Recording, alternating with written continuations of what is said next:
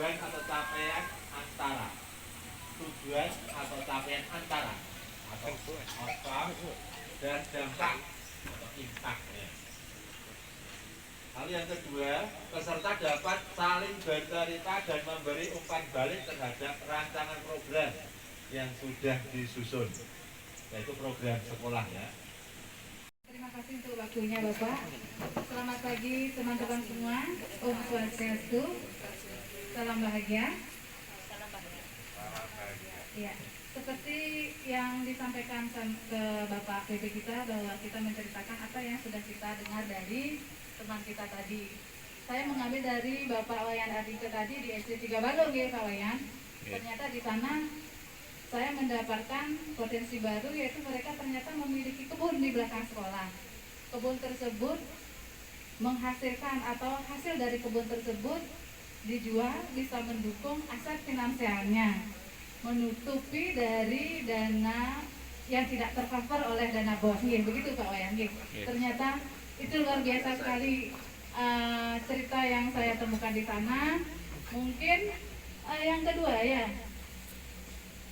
pembelajaran apa yang saya dapatkan? Di sana Pak Wayan juga menceritakan tentang disiplin dari pimpinannya.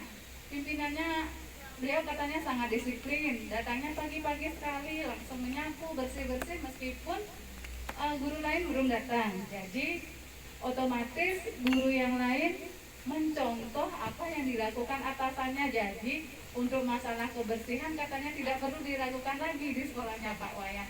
Wah, itu menurut saya sangat menginspirasi ketika nanti umpamanya saya menjadi seorang pemimpin atau sebagai atasan, mungkin apa yang dilakukan oleh pimpinan atau atasannya Pak Wayan biar saya contek, saya laksanakan, saya implementasikan nanti ketika nanti saya mungkin menjadi seorang pemimpin atau bahkan saat ini saya sebagai seorang guru harus mencontoh apa yang dilakukan oleh pemimpin dari Pak Wayan tadi. Itu saja cerita dari saya. Terima kasih Bapak, terima kasih Pak Wayan, ceritanya sangat menginspirasi. Terima kasih, saya tutup dengan Pranam Santi, Om Santi, Santi, Santi. Baik, terima kasih atas kesempatannya. Mungkin di sini saya akan bercerita mengenai sekolah saya yang dulu sebelum saya kena mutasi.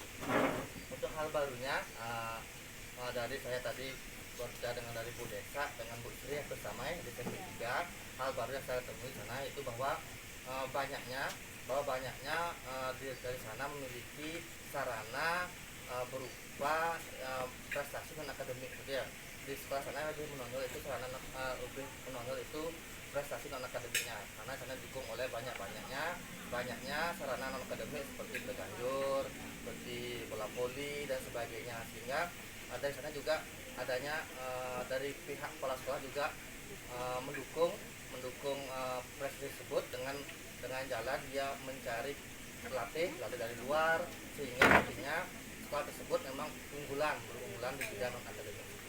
Kemudian untuk pembelajaran yang saya dapatkan dari sana dari Bu Sri maupun Bu Desa itu bahwa seorang pemimpin harus berani memiliki pikiran ataupun proposal-proposal yang inovatif, sehingga nantinya sekolah tersebut memberikan efek bagi sekolah tersebut dan memberikan teladan bagi guru yang lain. Mungkin sudah Pak, terima kasih.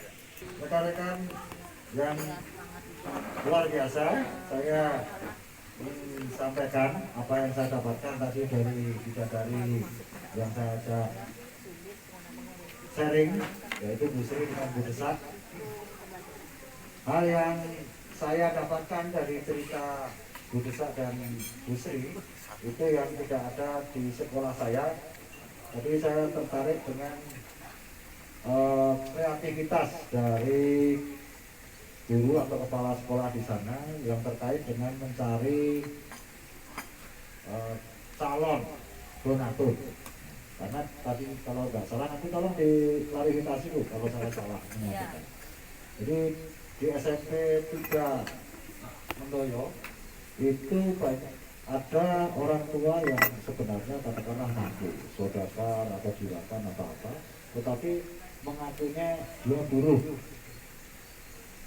Kenapa seperti itu? Kemungkinan nanti takut diminta sumbangan dan seterusnya, kan begitu. sehingga dari pihak sekolah berinisiatif gitu, untuk turun ke lapangan gitu istilahnya ya, untuk checklist.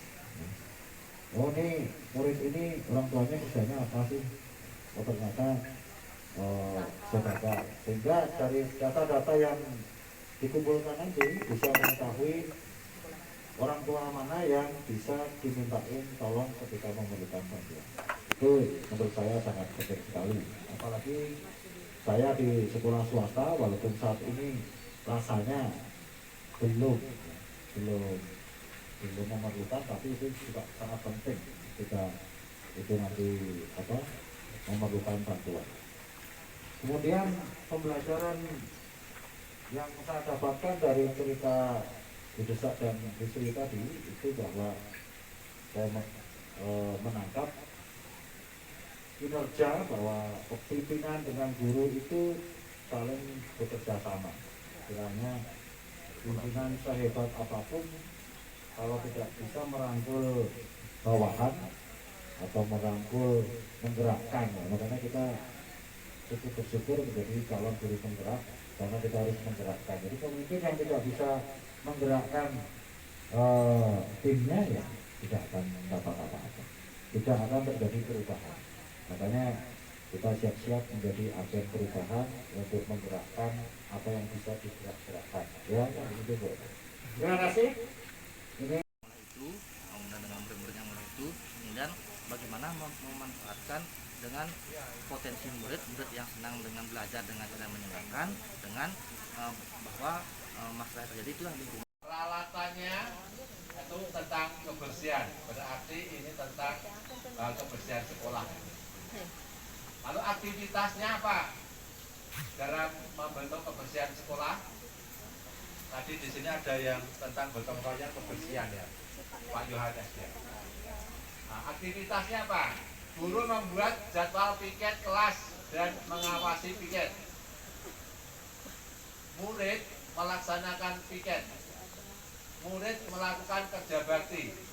Guru mendampingi murid kerja bakti di sekolah. Ini aktivitasnya. Hasil langsung yang didapat apa? Ada jadwal piket untuk murid. Lalu lingkungan sekolah kita juga lebih bersih. Anak-anak didampingi guru saat bekerja bakti. Ini sebuah dampak langsung, hasil langsung. Lalu hasil antaranya apa yang didapat, yaitu siswa memiliki kebiasaan membersihkan lingkungan sekolahnya. Dan dampak yang lebih luas apa? Anak-anak tumbuh dengan sehat sehingga bisa menjadi pemimpin masa depan. Nah, arahnya ke sana Pak Yohanes, berarti punya Pak Yohanes ya. Masalah sampah dapat teratasi.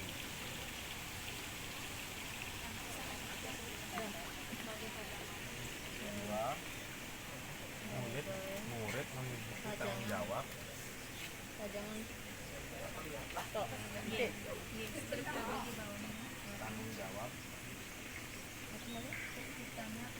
yang dapat timbul dari kegiatan yang Bapak Ibu susun. Nah, kemudian manajemen risiko haruslah menjadi satu kesatuan, bagian yang tak terpisahkan dari pelaksanaan program di sekolah. Karena setiap perencanaan terdapat unsur ketidakpastian. Jadi aman dan jauh dari lingkungan jangkauan murid Absen yang akan memimpin segala kegiatan di dalam kelas.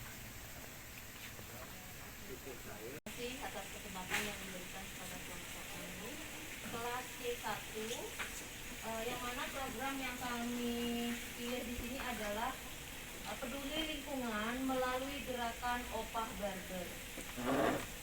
Jadi di sini ada inputnya, yaitu menyediakan anggaran BOS untuk menjalankan program peduli lingkungan melalui gerakan Opah Barber, membuat tim program peduli lingkungan melalui gerakan Opah Barber, dan berikutnya menyediakan pisau besar atau golok, tong sampah, gunting, cairan EM4, air kolam, terasi, dan gula.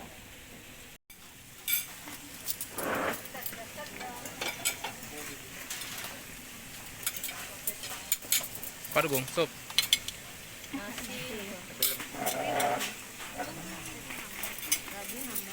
Ada yang muslim, ada yang puasa.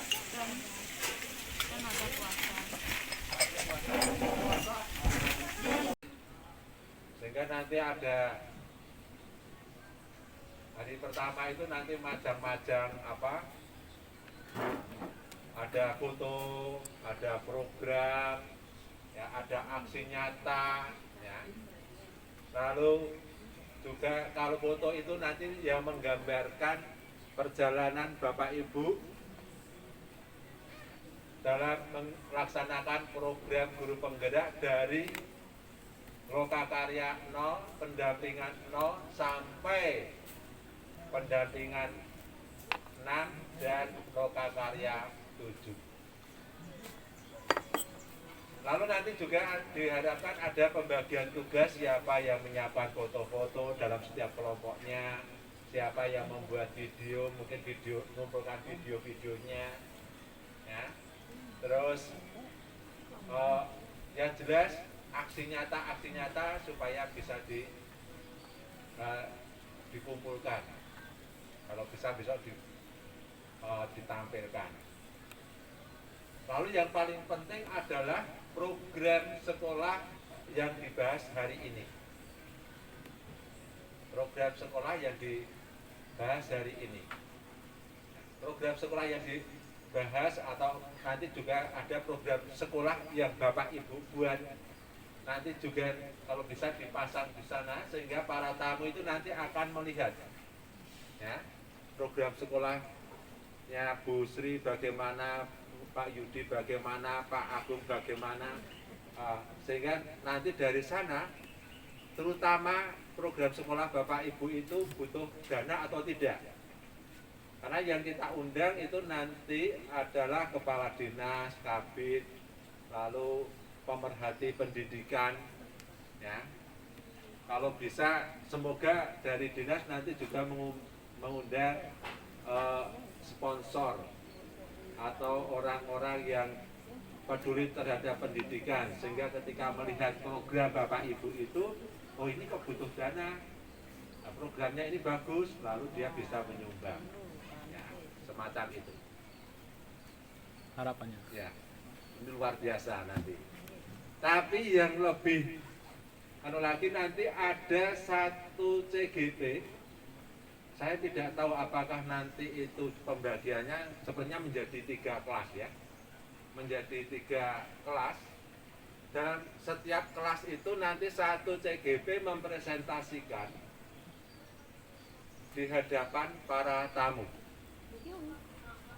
Ya, kurang lebih sekitar 30 menit waktunya. Maka nanti siapa yang ditunjuk untuk mempresentasikan itu supaya siap.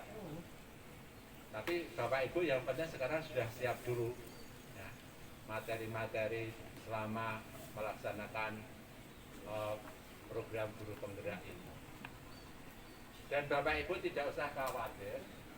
Karena apa? Karena sebelum Lokakarya 7 ini nanti akan ada pertemuan antara Fasil, PP, dan CGP.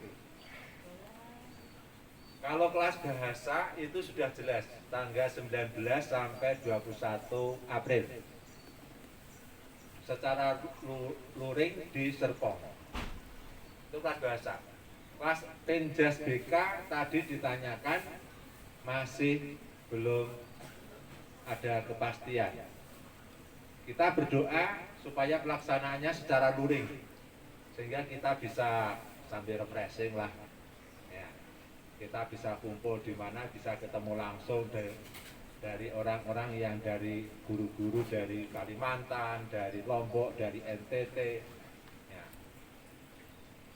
Bisa keluar, kalau bisa ya semoga di luar Bali kan gitu, sehingga Bapak Ibu bisa refreshing agak jauh kan gitu, meninggalkan kesibukan sebentar. Kita berdoa saja. Tapi kalau nanti ternyata keputusan dari PMPTK secara daring, aduh lepas kita.